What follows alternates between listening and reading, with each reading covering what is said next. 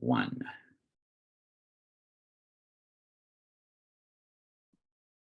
Okay, well, welcome everybody. I'm seeing lots of familiar faces and so delighted to be with you. And those I haven't met live, I look forward to meeting you at a future time. And just so excited about this season that we're in with Zallevo and what lies in front of us. And guys, you got no idea. Just hang on, because just keep doing what you're doing. And so tonight, the leaders here wanted me to go back through some training that I actually did at MPW. So I'm going to do that. For those of you who are there might be a little repeat. Which will be good because you need to start training it to others, right? And also, I squished myself for time on that particular segment. The segment right before it went longer than I thought it was going to, and so we'll be a little bit more relaxed here tonight, which will be good. So let's jump in here. Let me share my screen. And Robert, if you can kind of monitor, I think what we'll do is go through and maybe save questions until the end so that I can address all the questions at the same time. And because I do a really bad job of training and trying to watch the chat at the same time. I've found that that's impossible for me. So let me share my screen here, and we will bring up the slide deck here. And Robert, I can see you, so give me a thumbs up if you can see the slide deck. Okay, fantastic. So the topic is the most powerful business drivers, meaning what are the most powerful things that are going to drive or compel your business forward? That's what we're going to discuss right now. And I want to have a little fun with this for a minute. I want each of you to take a sheet of paper and write down, if you select the most powerful business driver from this list that you think would be the most important in, or most powerful in driving your business forward, and you only get to choose one. So I want to give you about 30 seconds, just read down through those and see which one you would select. What is the most powerful business driver? Okay, and 5, 4, 3, 2, 1. You ready for the answer? Because there is one that's more powerful than all the others, and it is the last one. Here's why. Okay, none of the other things matter if they're not translated to effective daily, weekly, and monthly habits. Does that make sense? You can have the greatest personality. You can even be a professional salesperson. You could have more product knowledge than Kirsty has. You could have been a 50-year multi-level marketer, and none of it would matter unless it translated into effective daily, weekly, and monthly habits. So we're going to talk about that, and we're going to zero in on some very specific habits that I guarantee you. Let me put it this way. I have never seen anybody follow the habits we're going to talk about tonight and not be successful. I've never seen anybody follow the habits and not be successful. Doesn't matter the personality, doesn't matter anything. And we'll explain why as we go along. So a few quotes here that are kind of fun. I think we all know habits are important, but I love these quotes. Depending on what they are, our habits will either make or break us. We become what we repeatedly do. Successful people are simply those with successful habits. We first make our habits, and then our habits make us. I love this one. Do you want to change the shape of your life? Change the shape of your day. You want to change your day? Change this hour. Change what you think, feel, and do at this very moment. A small rudder can steer a large ship. Small bricks can become magnificent mansions, and small seeds can become towering sequoias. I love the word in this one, moment, because you know what? Depending on where people are in their journey and how much time they're sinking into their Zallevo business, some of our team members, or maybe some even that are on this call, might not have a lot of time every day to sink into their business. So the moments count, don't they? The moments really count, and consistency in those moments count. And I always have to throw in kind of a funny one, and Mark Twain is always good for that, right? Nothing so needs reforming as other people's habits. So we can all get a chuckle out of that one. So we know that habits are important. Now let's get down to the really fun part. What is the number one most important habit for direct sellers? That being the top predictor of success. So we're about to get down to that thing I was talking about earlier, that as long as you do it and you do it consistently, people always succeed over time. And that one thing is we call affectionately two-a-days. I'm going to describe this in a little more detail, but two-a-days, the idea of a two-a-day, you can hear the jets are flying today. We have an Air Force base close by, and so you can probably hear those jets. Two-a-days are when we commit to do something twice a day. And in this particular context, we're going to talk, there's one kind of two-a-day that's more important than a different kind of two-a-day. And so without further ado, let me introduce you to the daily success routine. Okay, this is something you're going to hear a lot about. This is something that the members of our Zallevo Field Leadership Council, I think you all know who those members are. I can't see everybody on the video, but I know most, if not all of them, are on this call right now. They helped me with this. We worked together on this because we wanted to be sure to have something that everybody could get behind and we could all unify around and do training around. And I collaborate with them on a regular basis. When you guys see me coming on to do training, I can almost guarantee you that the ZFLC has had their stamp on it. It's never the first time. So let's talk about this daily success routine. So it wouldn't matter if you had 10 minutes a day to invest in your business, or 2 hours a day or 5 hours a day. It wouldn't matter. This can work for everybody.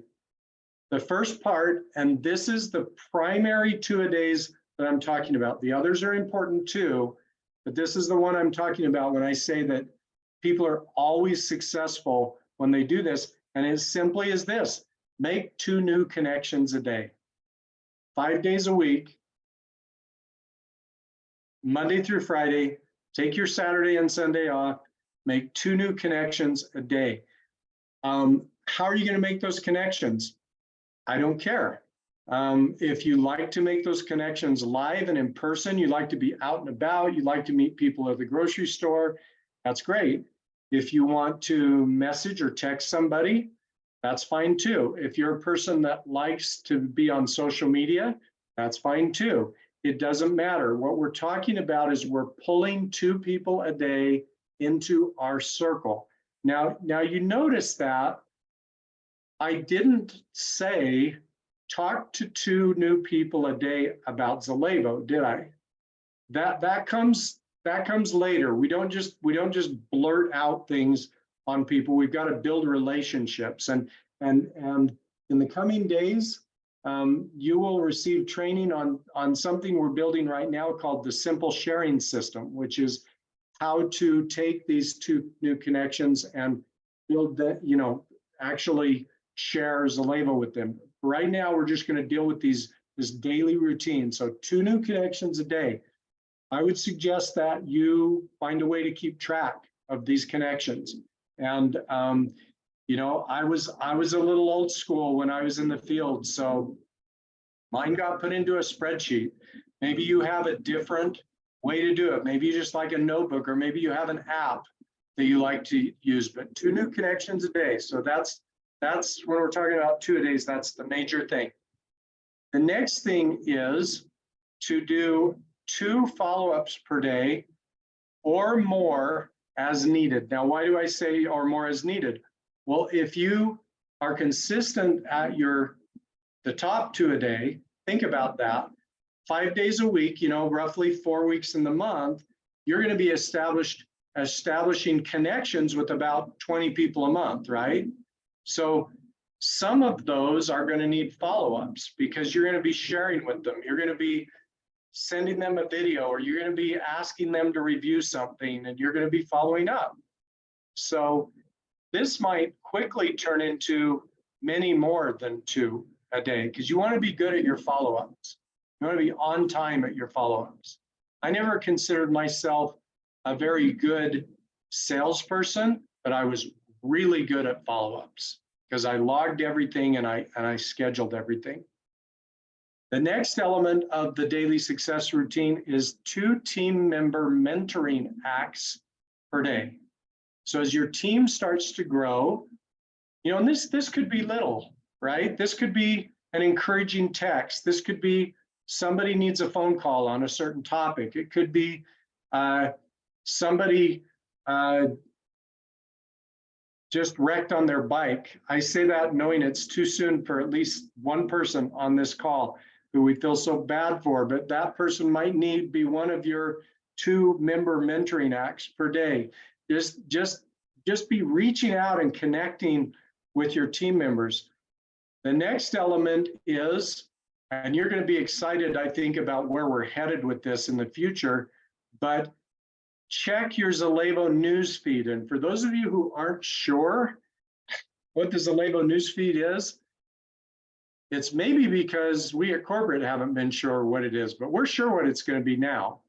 And so there are going to be, and this is going to evolve a little bit, give us a little time to work into it, but the Serve to Lead Facebook group will be your #1 source for news. And you and your team members should not go a day without checking in there. And if you do, you're going to start to miss stuff.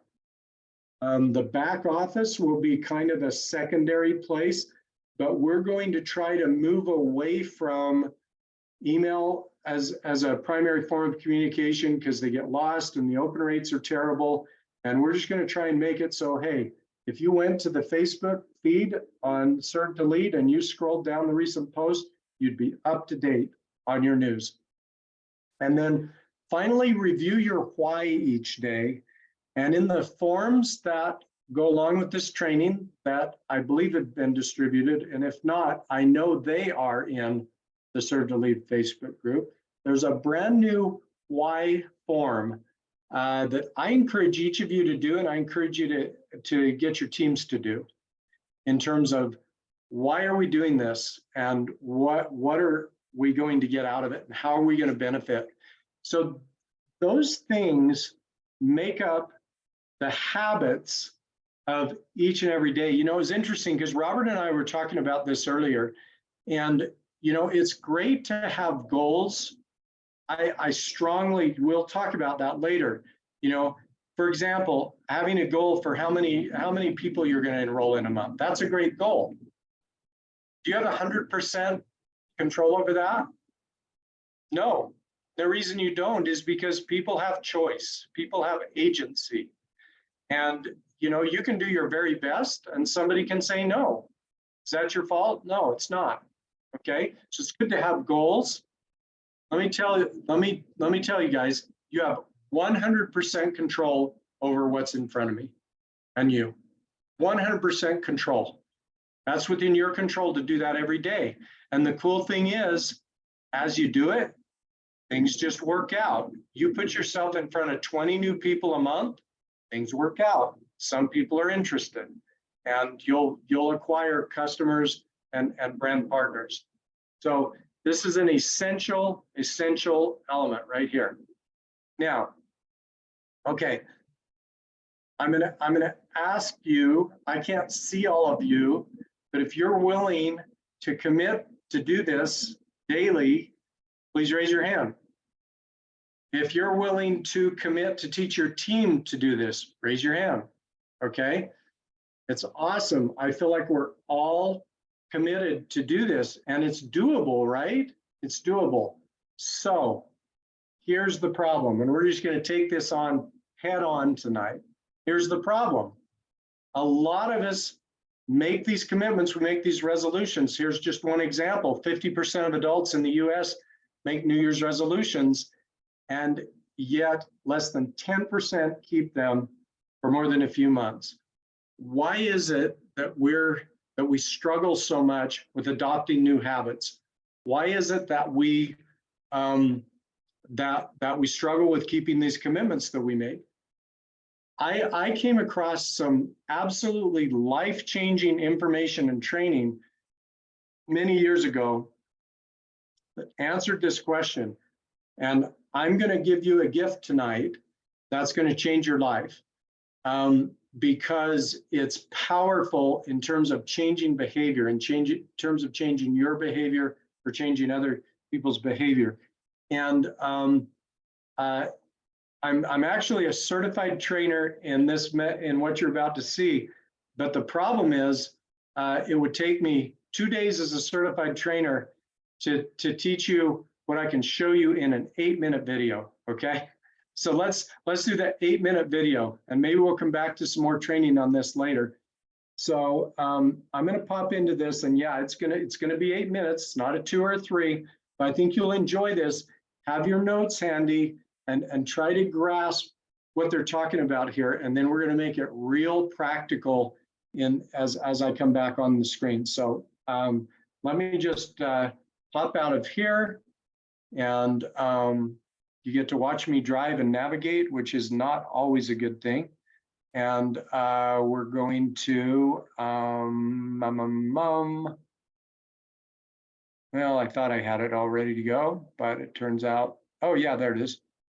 Just behind my little thing. Okay, so we're going to watch this video here. Robert, you're going to let me know if the sound is okay on it and everything.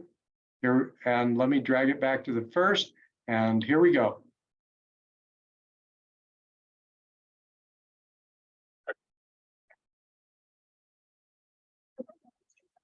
I guess I just didn't want it bad enough. Hey, Dave, you might want to start it again. We caught maybe 3 words. When you share your screen, if you'll go to advanced settings and toggle, or just make sure you toggle optimize. You should see a button at the bottom when you share your screen, Dave. I just give up. It's too busy. It's too busy. Hang on. Okay, so what were you saying to do, Robert? I apologize. When you click share screen, at the bottom left, you should see 2 buttons that says optimize for sound. I forget the exact verbiage. I got it. It says share sound. Yeah. Let's try that again. Tell me if it's better. Okay.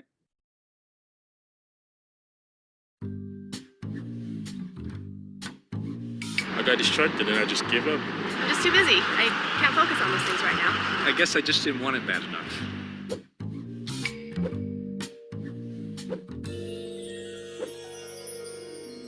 Let's face it, everyone wants to be healthy, wealthy, happy, and successful. Sounds good, right? So then why do most people fail? Why do less than 1 in 20 find a way to kick their bad habits and get what they really want? We've all been there, struggling to change our habits so we can reach our goals. And when we get stuck, the conventional wisdom is we lack willpower. We just need to want it more, to dig deeper, try harder. So is that really why 95% of us fail? Are we just weak-willed? Or is there something bigger going on? I wanted to find out. I decided to conduct an experiment to test what gets us to save or spend. I wanted to see, for example, if blowing a budget is due to a simple lack of personal motivation. I gave 22 10-year-olds the chance to earn some big bucks. All they'd have to do is complete 4 easy tasks for $10 each. At the end, each kid could walk out the door with 40 bucks in their pocket. Next, I checked to see if all my subjects were equally motivated to hang on to their cash to the very end.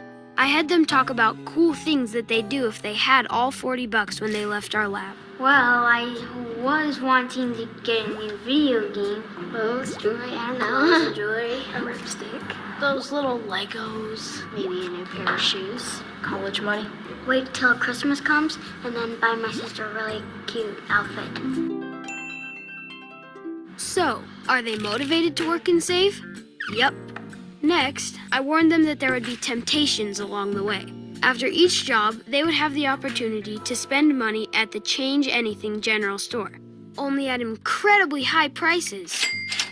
So here's the situation. You've got kids who are highly motivated to save 40 bucks in just 10 minutes time, and the only temptation is a bunch of junk for sale at rip-off prices. If it's all about personal motivation, this should be a cinch, right?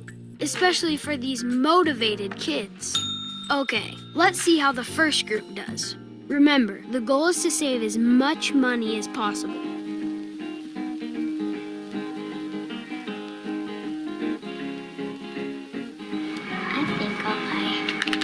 I think I'll buy these. Wait a minute, what happened? In spite of rip-off prices, these kids were spending like it's bonus day on Wall Street. In fact, this group only saved an average of 13 bucks. A few of them even went into debt. What happened to those grand goals to save money? Snickers is my favorite candy. I can usually get it at $1.50 at a store, but since it's my favorite candy, I bought it for $6. And what about this poor kid?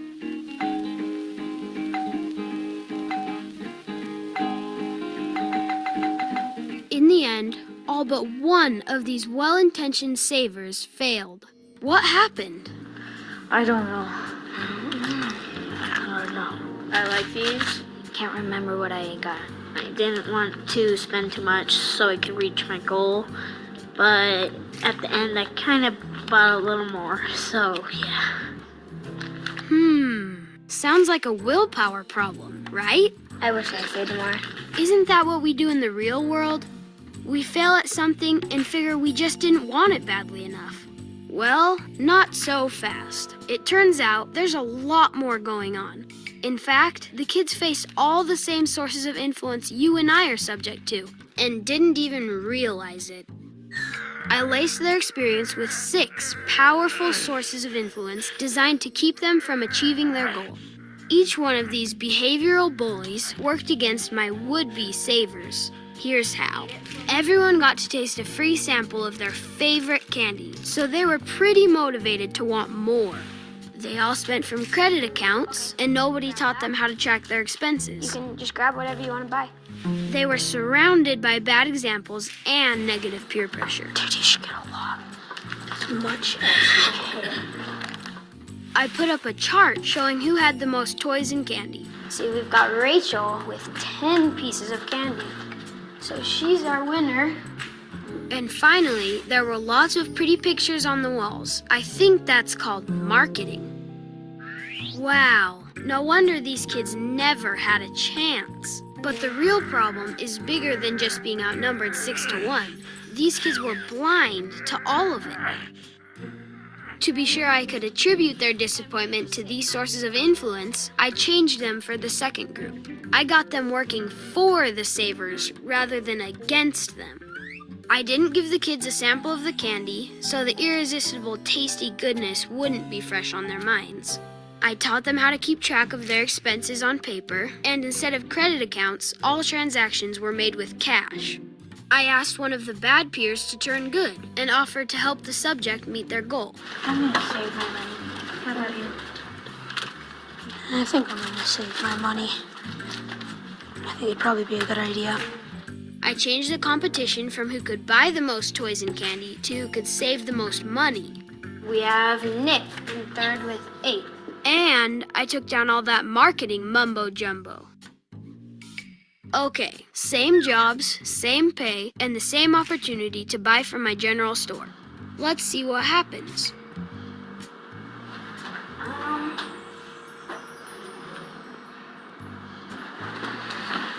I think I'm just gonna say that. Success. But what do these subjects attribute their success to? I don't know. I don't know exactly, but because I'd rather save it so I can have it later on. I just thought I shouldn't buy anymore because my goal was $30 and I wanted to keep that goal. I needed the money. Turns out these kids were just as blind to the positive sources of influence as the other kids were to the negative ones. So what's the problem with that? Well, if you don't know why you succeeded, you won't be able to fix your failures. And that's just it. My dad and his colleagues discovered that there are 6 sources of influence all around us all the time. And they have enough pull to determine our behavior and therefore our results. And if we can't see them, we can't change them. So when they're working against us, we're blind, outnumbered, and doomed. So what's the point? If we're struggling to change tough habits, we may not have a willpower problem, but a math problem. The numbers are simply stacked against us, and we don't even know it. But if we can learn to see and engage all 6 sources of influence on our side, change becomes almost inevitable. Just think about it, getting what we really want out of life. Wouldn't that be great? And it's a whole lot better than the alternative. I wish I'd saved my money.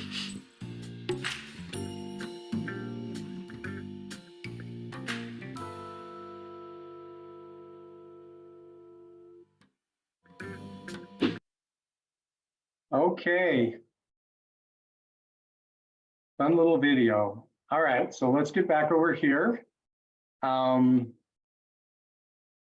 6, are you able to hear me now, Robert? Okay, so 6 sources of influence are always at play. The book is called Change Anything, New York Times bestseller.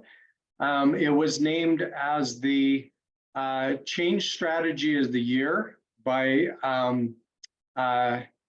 a prestigious organization that's left my mind right now, so by a university. And just an amazing way to approach change. So there's these 6 sources of influence. I'm going to go back into them in a minute, and they're always at work. That's why they talk about as being blind. And once you start looking for these 6 sources of influence, you see them everywhere.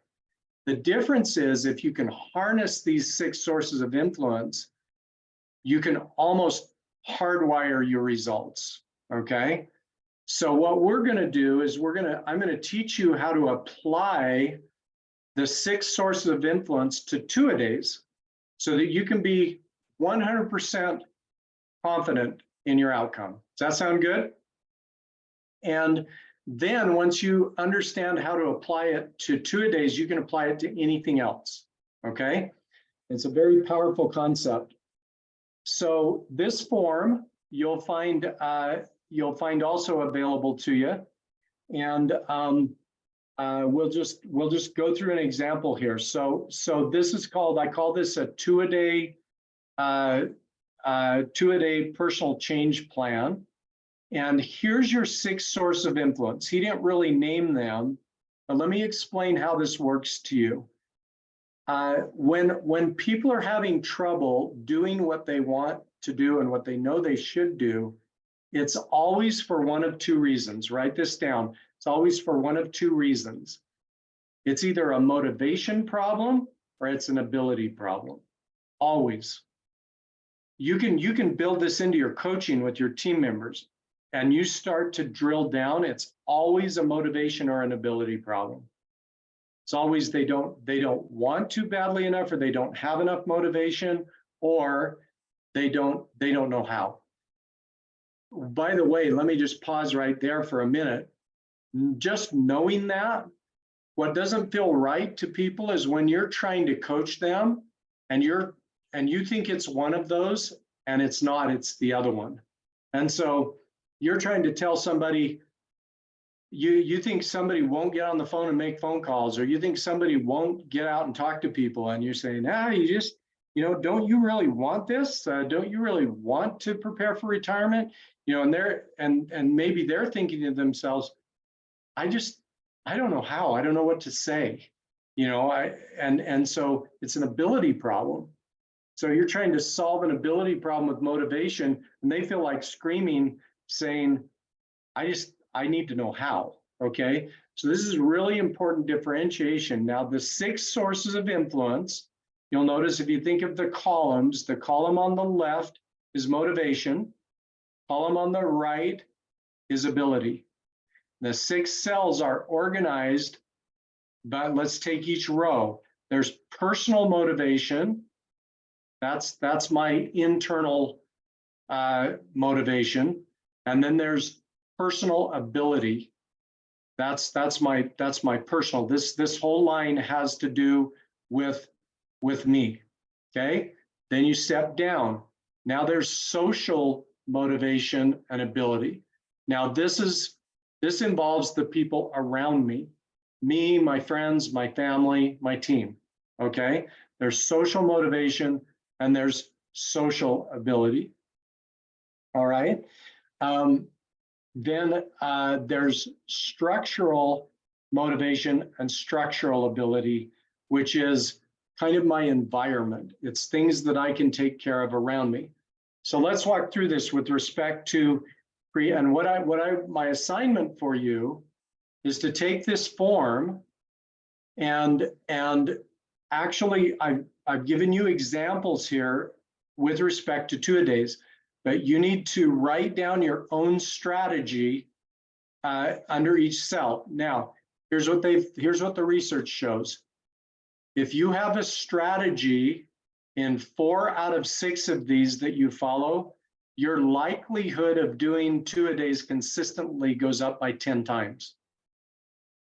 Now, what I would encourage you to do is have a strategy in all 6, and then it's almost hardwired. I know this is really hard to read. It's even hard for me to read, but you have the form, but let's go through this. So personal motivation, this would be establishing a personal reward for yourself for, let's say every week, or if you wanted to do it daily, but let's just go every week that you did 2-a-days, once a day, Monday through Friday, you did it for a week.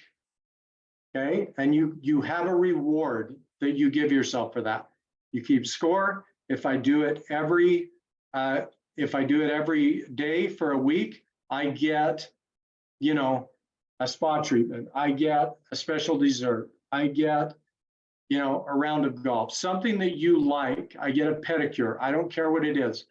What's your reward going to be?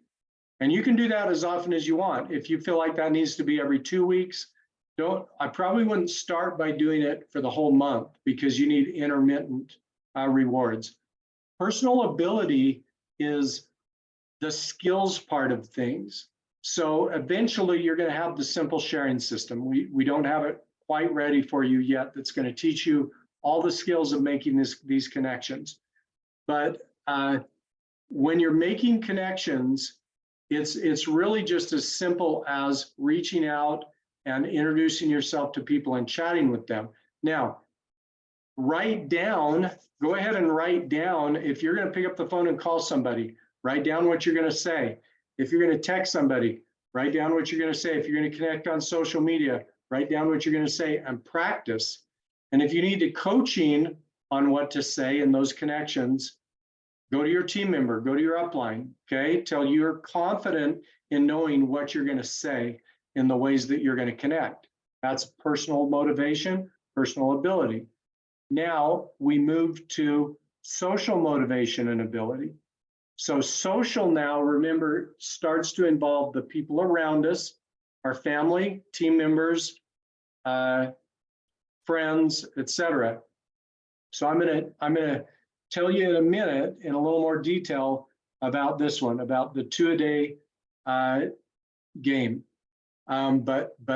And so this would be a game that you would play with your team members, or ability would be practicing with a team member, practicing different situations, what you might say to somebody. Then we move down to structural motivation. And structural motivation would be things like putting your personal goals where you could see them or revisit them. Structural motivation for two-a-days would be having a notebook with all of your contacts so you could think about who to reach out to. Saying positive affirmations or having them posted where you could read them. Those would be examples of structural motivation, structural things that you can do in your work area that keep you focused. We have you reviewing your why on a daily basis. That is a structural motivation. And then structural ability would be cues, reminders, cue cards, cheat sheets, setting aside a daily time and space. Those would be structural ability. So right now, I'd say until you can get your hands on the book and read the book, because this is why it's 2 days of training, is consider these. Don't worry so much about understanding the difference of these, as follow the examples that are here and create a strategy in each area, okay? So what you're doing is you're adopting a strategy that's going to hardwire your success to do your two-a-days. Is this making sense? Okay, let's talk for a minute about the two-a-day game, because this is extremely powerful. And I challenged everybody at MPW to start doing this. When I was in the field, what we did is we would take our engaged team members. So this would not be something that would probably be appropriate for somebody who's not engaged, who's not doing anything, who's not willing to do anything. But this is more for people who are willing, right? And I would throw out a text to people who are, I'm going to stop sharing. So, well, no, it's fine. I'll leave it up there. I would throw out a text to maybe 10 to 20 people on my team. And I would say, I'd done some training on this, and I would say, hey, I'm starting a two-a-day game. Well, here's what they knew I meant by that. So Monday through Friday, Saturday and Sunday off, you have to do your two-a-days. You have to do your 2 new connections a day. And the first person to miss buys dinner for everybody else that's playing. So if I miss, I buy dinner for 20 people. Okay, so you can do whatever you want. The research shows that the fear of loss can sometimes be a bigger motivator than the hope of gain. So in this case, having to bite the bullet and buy dinner for people is a huge motivator. Then you just report into each other via text at the end of this each day, saying that you've done it. Can you see how this is a real strong social motivator? Let me tell you how strong. When I was in the field, I was also still doing corporate consulting. This was a few years ago. I won't bog us down with that story. But so I was speaking at an event in Salt Lake City. It was about 8 o'clock at night, and I was outside the conference room near the lobby of the hotel getting mic'd up by the sound guy. And my wife was out there kind of hanging around, kind of wishing me good luck and things. And guess what? I was just about ready to go on stage, and it dawned on me. I am in a two-a-day game. In fact, I think I was 40-something days into a two-a-day game with 20 people. Okay, 20 people, dinner is a lot of money. And I looked at Mary, and I had called the game, by the way, I organized the game. And I looked at Mary, just panicked. And I said, honey, I haven't done my two-a-days. So she and I had kind of an agreement that that was my job, to do those kind of things. She did a lot of the back office things and data stuff, and kind of the out front stuff was mine. And I was panicked. And I looked at her and I said, by the time I get off stage, it's going to be too late. And I will lose. And I can't lose. I'm not going to buy dinner for 20 people. So she said, well, what do you want me to do about it? And I looked around the room and in the lobby of the hotel, and there was a fireplace over there. And I said, I spotted two ladies by the fireplace. And I said, there, right there. You can get a twofer right there. Just go over and talk to those ladies. She said, what do you want me to say to them? I said, I don't care. Just go talk to them. And, you know, if it works into something about health, then that's great. But just go talk to, we just need to connect with two new people. And so, bless her heart, she kind of, you know, gave me that look that you can give after, you know, lots of years of marriage. And she went over and she did it, and we didn't lose. I can't remember who lost that round, but think about the power of that motivation. So, this works, and you start to get into other skills and habits, and this really works. So I encourage you to do this. Now, so watch for a 2-a-day starting near you. I'm guessing a lot of you are going to be invited into 2-a-days soon. You want to, you know what you're going to find is your business is going to take off. It's going to amaze you. Now, let's discuss one more habit. I'm going to be pretty quick on this. I think Robert, we set an expectation for an hour. We're about 15 minutes to the end of the hour, and I want to leave about 10 minutes just for questions. So I'm going to go through this one a little quicker because it's not really very hard. So I want each one of you to think about yourself as leaders and know that there's a monthly success routine that you need to be going through with the people who are on your team. Okay, again, these are engaged people. These are people who are trying to grow their business at some level. Okay, could be just at a lower level, could be at a higher level. And as a leader, there's a monthly success routine to follow. Remember, we're talking about success routines tonight. So here's what it is. So the monthly success routine looks something like this. First day of the month, okay, what do? We just ran hard to the end of the month, right? We ran hard till midnight the night before. And why did we do that? Because we know that where people finish, if they finish strong and they reach a new rank, for example, then their goal that they set will be higher for the next month. It'll keep them moving forward. I've had people ask me all the time, Dave, why is it such a big deal to run to the end of the month? Well, because where you end the month is where you're going to start in setting your goals the next month. So you want to finish strong, and you want to reach new high marks at the end of the month. So the first day of the month comes. First day of the month, I can tell you, I would always get a call from my upline enroller, and I would always make calls to my key leaders. And there would be two things that would happen. We would celebrate whatever good happened in the prior month, and we would set new goals. And that process trickled down through our organization. I'm going to give you a great form for doing that. Weekly throughout the month, you can check in, you can check progress, you can monitor, you can give help, because now you both have this form that you've completed where you've documented the goals for the month. So there's some accountability there.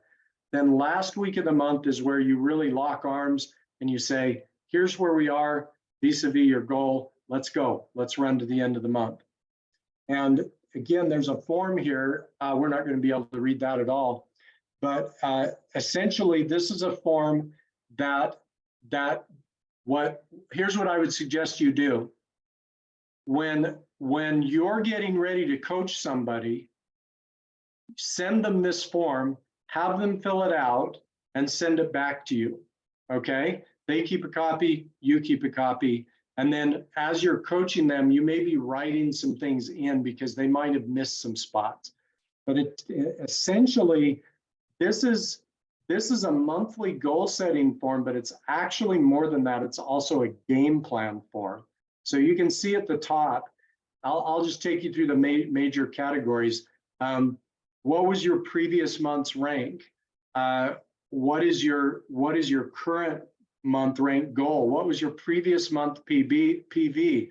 What is your current month PV goal? See, sometimes the rank, as you get up into higher ranks, the rank steps are big enough that you might not have a rank goal. You might have a PV or a DV increase goal, right? The next sections deal with who are you going to help to fast start? Who are you going to help rank advance? Who are your rising stars that you're going to work with?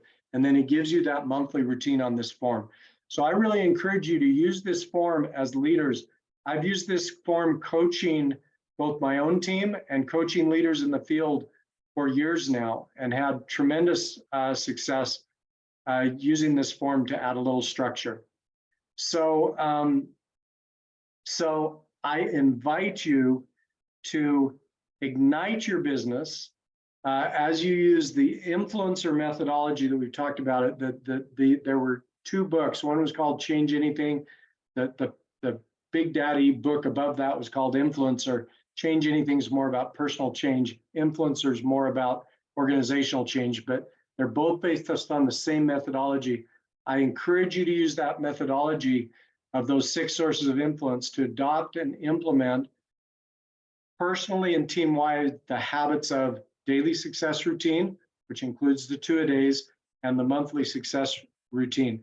Monthly coaching routine. As you do these things that are completely within your control, I promise you that things that feel like they are not in your control will come into place. Things like enrollments, things like rank advancements, those things will come into play for you. And so I'm going to end this by saying, when are you going to start your first 2-a-day game? And hope that lots of people are starting those games this week. Now, the 2-a-day game, Robert asked for a clarification on this today.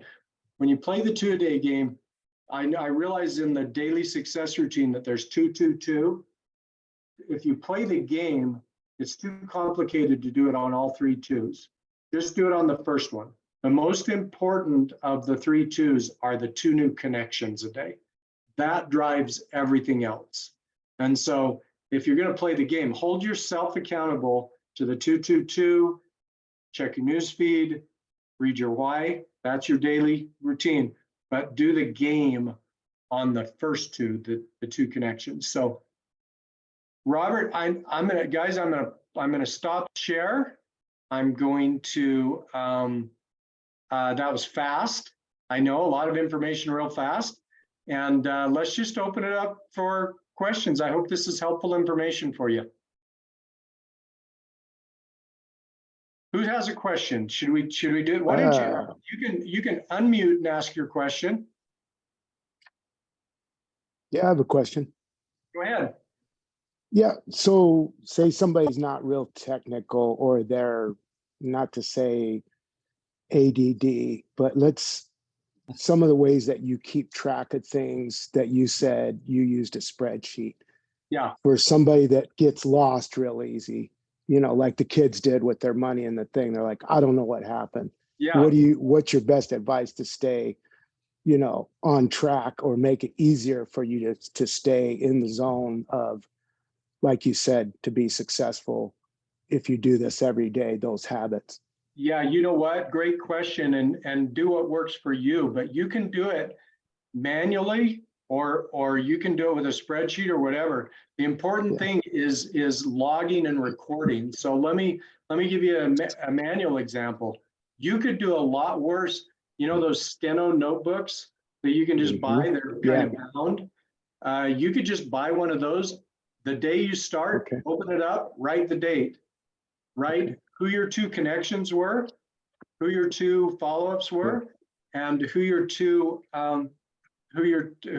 team support things were, and see that that's just a manual principle of entering that same information into a spreadsheet. It doesn't matter. Here's what matters. What matters is calendar your follow-ups. So let's say that in your 2 connections, you had a great conversation with somebody. Let's say that you even sent that person a video on Zallevo, okay? Now, what you want to do is you want to calendar the follow-up. So if you were to write dates, do a 30-day steno book if you want to do it manually, or buy a calendar, a hard copy calendar, the kind that sit on your desk. Right. But calendar the follow-ups, because Okay. you're going to have a gut level feel, oh, I just shared this video with this person, or I sent them to the website to review some information, and we agreed that I would follow up tomorrow. Okay. Right. Now, when you turn to tomorrow, or when you look on your calendar for tomorrow, Hmm. you got to know that that's what you committed to do. Okay. Okay. And that'll keep you on track. Does that help? Does that answer your question? Yeah, I mean, I think I've been looking for the answer for that a long time, because I keep failing. And so everything it said, you could have a great personality, you could have all these, but it was those successful habits. And then Yeah. I keyed in when you said you were great at follow-up. And that is where it hit it right on the head. So, simplifying it like that, a notebook, easiest way for me to do it, because I'm older, is going to be a notebook. Yeah, just too Yeah. much computer stuff, just put it in there. And then I really liked what you said, to make sure that you're committed to that. Goes back to that when you told your wife, hey, go talk to those two, because you wanted that bad, that you didn't want to lose to 40 people buying dinner. And I really love that, because now I'm getting a gist of, okay, if I do this and I do the follow-up, there should be no failure. It's like what you said in the beginning. So thank you. Absolutely. We'll take the next question here in a minute, but I will tell you this, the person who is my enroller and mentor, and Mary and I were in the field. I mean, this wasn't ancient days. We were in the field building a big organization between 2009 and 2016. So it's not like 40 years ago, right? So my enroller, who was one of the most successful network marketers I've ever been around, guess what he had? He had a stack of steno notebooks that was about this high, from all the people that he had reached out to. And do you know what he would do on a day when he felt like he was out of contacts? He would go back to a certain year. He would pull out the notebook and he'd just start calling people. And he'd say, Wow. you remember me? We spoke. These are people who had said no. And guess what happens, guys? It's a lot of the follow-up that takes place sometimes over years is about the timing in their life. Sometimes the third time you contact them, something's changed. Somebody lost a job, somebody got sick, somebody got a diagnosis, whatever. And now the timing's right. There's a little saying in this business, the fortune's in the follow-up, and it is super, super powerful. So there's a question that asks, does anyone use a spreadsheet for this? I can tell you how my spreadsheet was organized.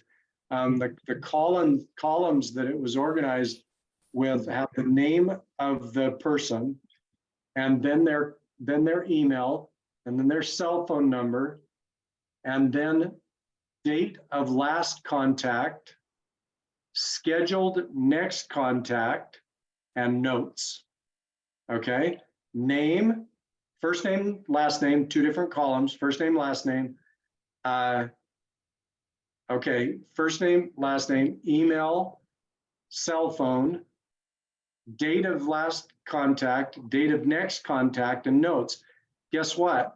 All I had to do for a daily contact list is sort the spreadsheet on the column that said date of next contact, because I never ended a contact without putting in the date of the next contact. Never ended a contact without doing that. I just get up in the morning and sort my spreadsheet by that column. Now I know who I'm supposed to contact that day. And so I know Rapid Funnels is a good app. We need to, I need to get into that more. That'll be supportive of our simple sharing system. So other questions? Who has another question? Just unmute and ask. This is the Stump Dave portion of the call, which honestly is not all that hard. If nobody's gonna ask, I'll ask. I got lots of questions for you.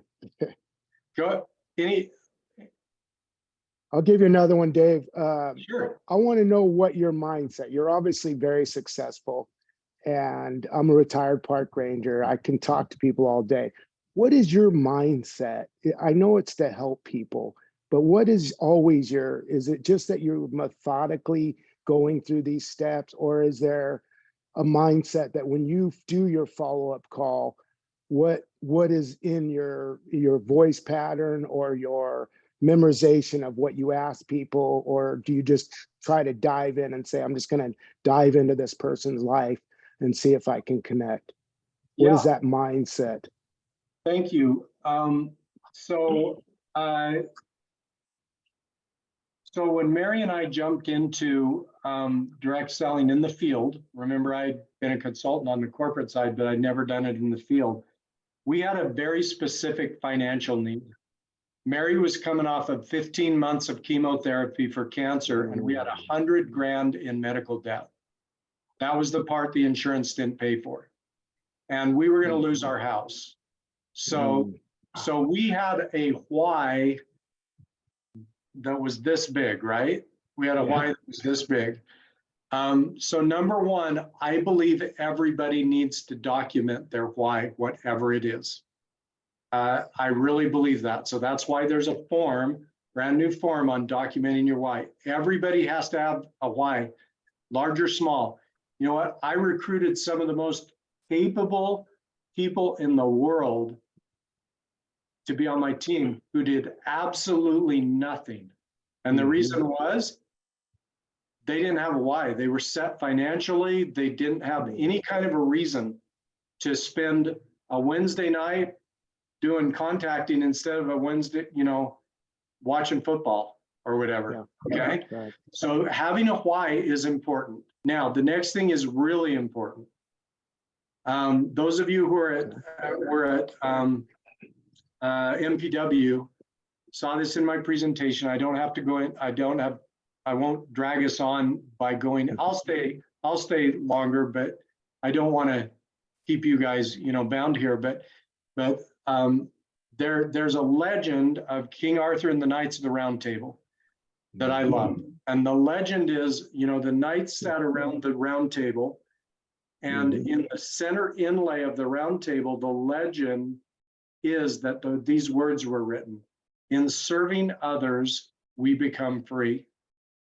I absolutely believe that's true.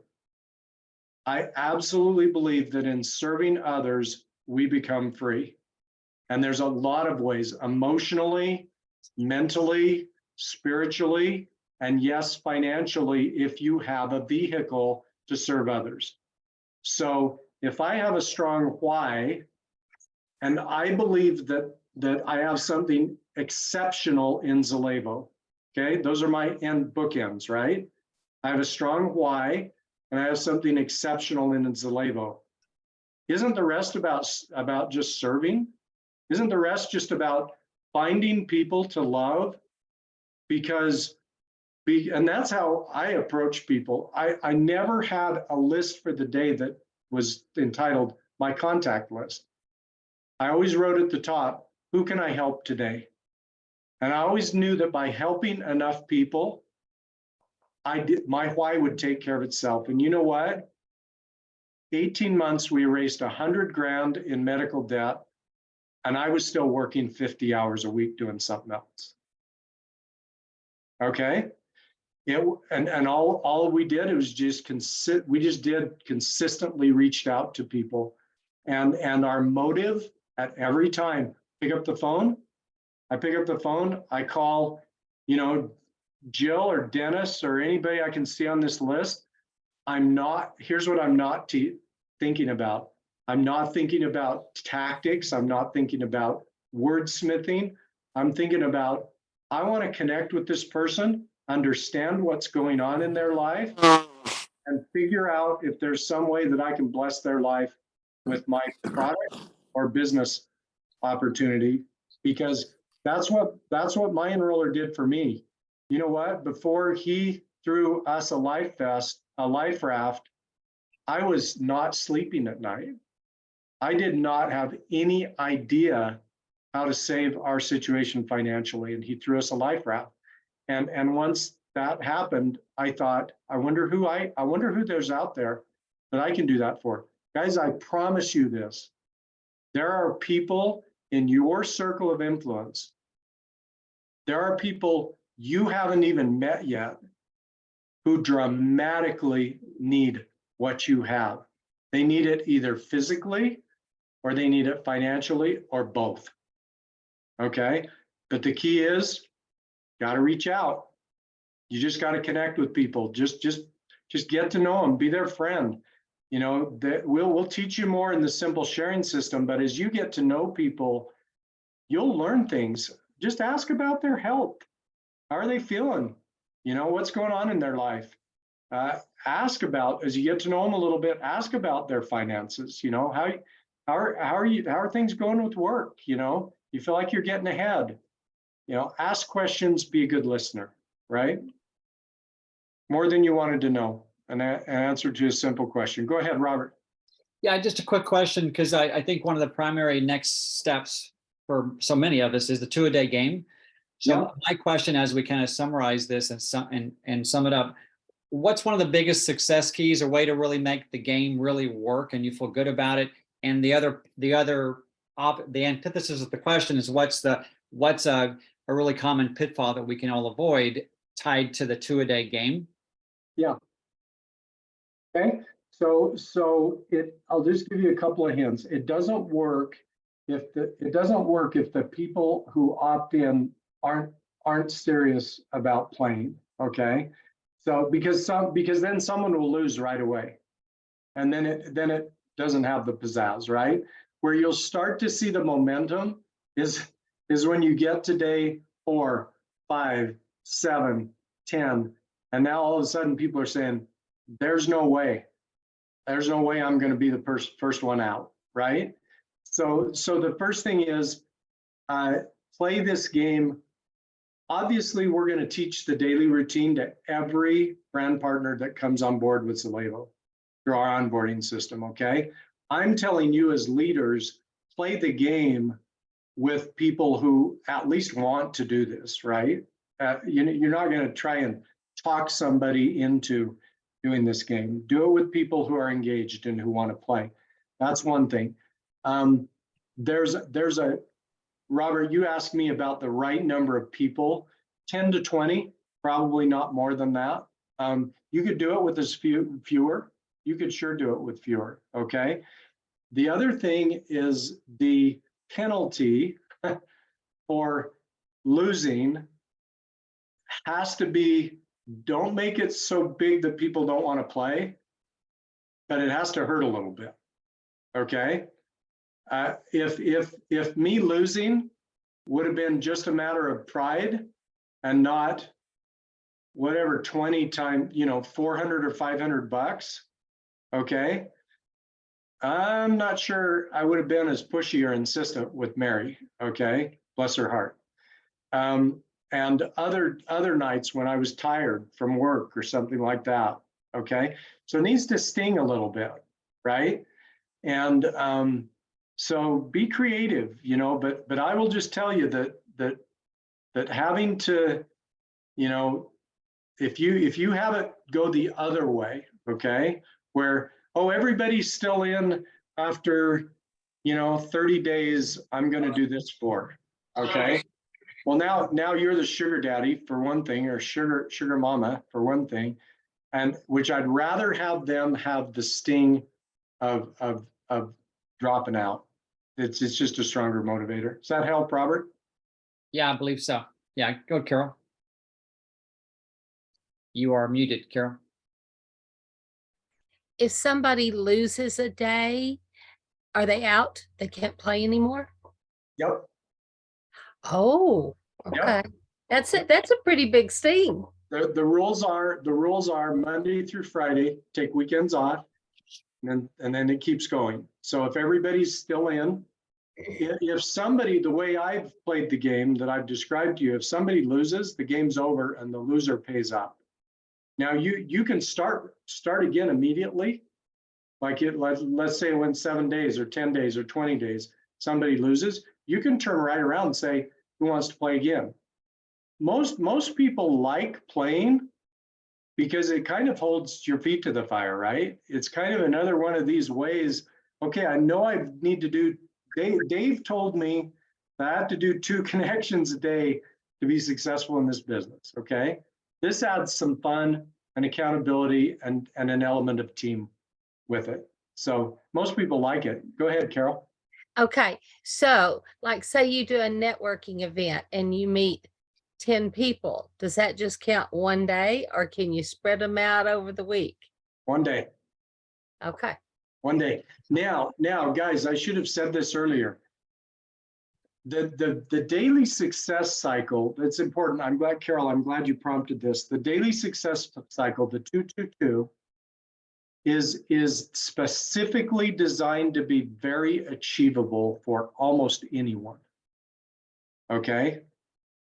It really is. I mean, I could have somebody join my team who's telling me, I've got 15 minutes a day to throw at this. And that's how I would tell them to spend their 15 minutes a day, you know, doing that thing. Okay. So it's designed to be really achievable, because what you don't want is to bring people into the business and then hit them between the eyes with something that they kind of look back at you and say, wait, you don't understand. I'm really busy. I've got a job, I've got a family, you know, I've got all those things. Now, I will say this, it's kind of a minimum. So when I was building our business and I had that financial pressure that I was under, I can tell you it wasn't 2 a day, it was 10 a day. Okay. And of course, you know, if you understand the concept of a sales funnel, right? If you're putting more ingredients into the top, more people come out the bottom, right? So if you want to go faster, you know, hold yourself to that standard. But the 2 a day is a standard that most people can do. And that's why I like that as a daily success routine, because you'll find that we will build systems for everybody. Does that help, Carol? Yes. Yes. Okay, it looks like Andy, Andy, go ahead and unmute yourself, and you have your hand up. I do, and I was walking around my house, so I think Robert or somebody blinded my thing, which is fine. I forgot we have band rehearsal here this afternoon, which is fun. Carol inadvertently got my question answered. I mean, if I'm going out on Saturday and Sunday and I go ahead and meet someone, I mean, I don't get to bank that person for Tuesday when I couldn't get it done. Like, that's just a bonus that I got on Sunday. And thank you for being transparent that for you to hit the levels you hit, you weren't doing 2 a day. That really helps to put that into perspective of what we want to be versus that's the minimum. You know, I liken it to tithing, which, you know, we think about it as 10%, but it's like, that's the minimum, you know. I'm gonna tell you this, and I could have done better, okay? But basically, I only had a certain amount of time. You know, I was, like I said, I was working full time. We were in the field for 7 years. Then unfortunately, it's a story for a different time, but unfortunately, our 27-year-old privately held company imploded based on a horrible decision by the owners. But for the first 3 years, I was still working full time.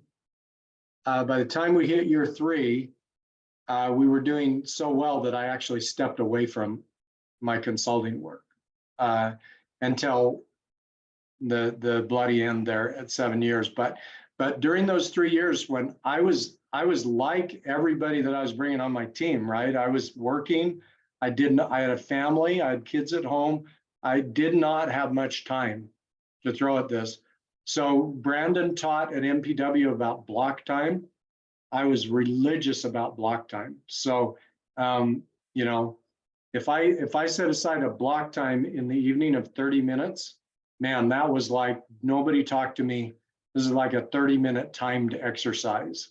And so, so that's really the key, is to be good at that. There's a question here that I see. Does it need to be a new, never, just popped away on me. Let me go back. Does it need to be a new, never met person, or can it be a new Zallevo or health question to a person we already know? I'd say this. Let me say this. You're typically, when we get into the simple sharing system, okay, you're going to be working on a contact list constantly, right? You're always working on a contact list. It's from the contact list that you'll be making a lot of your two connections, right? Or if you're in social media, you might be friending new people or whatever. So sometimes the people that come from your contact list are people that you know, but they're not people who know about Zallevo. So that would be the differentiator I would make, is for a person to count as a new connection. It could be a new person that you've never met before, or it could be a person you've known who you're kind of reestablishing contact with, and you've never talked to them about Zallevo. Does that make sense? Now, the other part of the question, if you were going to be to the point with a person where you're talking about Zallevo, that's probably more in the spirit of a follow-up, because you've already done enough connecting that you're now in the follow-up stage. This is going to make a whole lot more sense once we get you trained on the simple sharing system, which isn't very far away. But for now, just do it. It's more important to just jump in and do it. Okay. I had a mentor who wasn't my enroller. He was actually cross-line, say something to me at an event that made all the difference in the world for me. He said, I was asking him about phrasing. What do you say in this situation? And what do you say in that situation? Have you ever run it? You ever feel that way? I don't know the right thing to say, and you feel intimidated, right? And a lot of times people ask you, what do I say? What do I say? What do I say? He looked at me and he said, Dave, stop worrying about it. You almost can't say the wrong thing to the right person. You almost can't say the wrong thing to the right person. If you're connecting with somebody who's meant to be a product user, who's meant to be a brand partner, you're going to have a pretty hard time messing that up, unless you're not friendly. Just be friendly and service oriented, and you'll be fine. Andy, did you have a follow-up again? Andy, you're muted, dear. You're on mute, Andy. Yeah, you're still muted. Oh, I said hardest part of this job is the muting and unmuting. There you go. You're unmuted now. Perfect. Dave, I can't believe I'd be the only one that would have this question. I'm having dinner tonight because there's a Knights game with a couple of girls, that I've known one of them for a couple of years. The other one expressed interest for a minute about Zallevo about a year ago, and then shut me down hard. I mean, no, I'm not interested. My trainer likes what I'm on. Yeah. And very clearly it was evident to drop it. So I did, but I've only seen them one time since then. So how do I reopen, or do I know that they just know what I do? And if they want it, they ask me, what do I do tonight specifically? Yeah. Oftentimes in those situations, the best thing to do is to ask about what they're doing. So they drew a little line in the sand by putting up a little stiff arm to say, my trainer told me to do this, therefore I'm not, interested in what you're doing. Sometimes just a sincere question, just as a friend, to say, hey, last time we were together, you told me you were pretty excited about, what your trainer's doing and stuff like that. How's it going? Tell me about it, and just get them talking, because then sometimes they will reciprocate that and they will ask you back, right? How's it going? They'll tell you, then they ask you, then you can tell them. And, one of the things that's great about, that there was a comment that just popped up about the performance line. One of the things to share that, one of the things I love about our product line is how much of it is easily sampleable. So everything that we have that's in a stick pack is easily sampleable. And I'm not sure I would go anywhere into a social gathering without a few different kinds of sticks in my purse, in my pocket, whatever, because oftentimes it might be as easy as, hey, drop this in your water tonight, or take this home and try it. Would you like to try this tonight? And can I call you tomorrow and see what you think of it? Okay. So Okay. somebody though who's already closed the lid, I'm just hesitant to how, because you asked me how it's going with Zallevo, and I just because I love how it's going with Zallevo. So I guess that's my question is, how do I know? And I guess I just do regular verbal cues, but they were very closed off. Should I just assume closed off, or should I forget that we even talked about it, except for I have mind sync, so I didn't forget? No, I think you want to be respectful of that. And again, you can ask questions about that, about what they're doing, like I mentioned. Okay. I think what you don't want to do is be pushy enough that you burn a contact, right? Right. Because we Right. always want to leave the door open. And then when it's your turn, this is very important. When it's your turn, just be ready to share your personal product experience. I'm loving what I'm doing, because and the 3 elements of a product story, you have to write these down, and you need to write down your story and practice it and practice it and practice it. So when it's your turn, you can say it in like 2 minutes or less. And the 3 elements of a great story are: what was happening before, right? What did you do? And what's happening now? Okay, what did you do is usually what product you used, okay? But what was happening before, what did you do, and what's happening now, in 2 minutes or less, okay? And that's one of those. If we go back to our influencer chart, personal ability, that's one you write down and you practice. And you even practice that with a friend or a teammate, because when you're in that situation, Andy, and it's your turn, you don't want to be fumbling. That's when you want to tell your story. And then depending on what your history is with that person, if it was a hard no last time, make it a soft, here's my story, gosh, I'm just so amazed at what's happening. And I know you told me, you can even acknowledge, I know you told me in the past you wouldn't be interested, but just know that anytime you want to try a sample, I've got one for you. I like that. Thank you. Okay, guys, I'm gonna let you go. I'll be married for 40 years this year, and one of the reasons I've been married for 40 years is because when I say I'll be ready for dinner at 5:30, she gives me a really graceful window till about right now, and then I know that I'm crossing over a line. So thank you so much for joining us tonight. I hope this was valuable to you. The forms, Robert, the forms are on the Facebook group. I was told that. I haven't gone and validated it for myself, but I think they are. And I think they were emailed out and so forth and so on. So, man, I am delighted to I'm delighted to join this anytime. You have very capable leaders. Let me say that the upline leaders of this team are top notch. They're as good as it gets. I'd go into battle with any of them. And guys, we're going to do great things together. We are just getting started. I need you to trust me on that. Some things that are coming.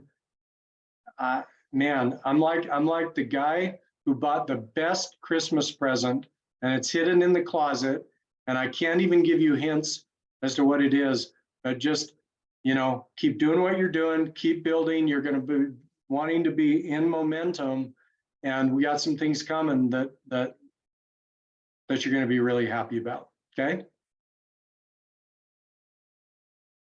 Everybody come on mute and say goodbye. I like to hear your voices. Thanks, David. Thank Thanks, you so much, David. Anthony. It was Amazing. great. Thank you. Amazing. much. Wonderful training. Thanks, Thanks, Dave. everybody. Right. Can't Thanks, wait to Dave. meet you in person. Thank you, Dave. Thank you. Bye-bye. Cheers. Good night. Scott, it's my computer. Good night, everybody. Good night. Right. Thank you. Night all.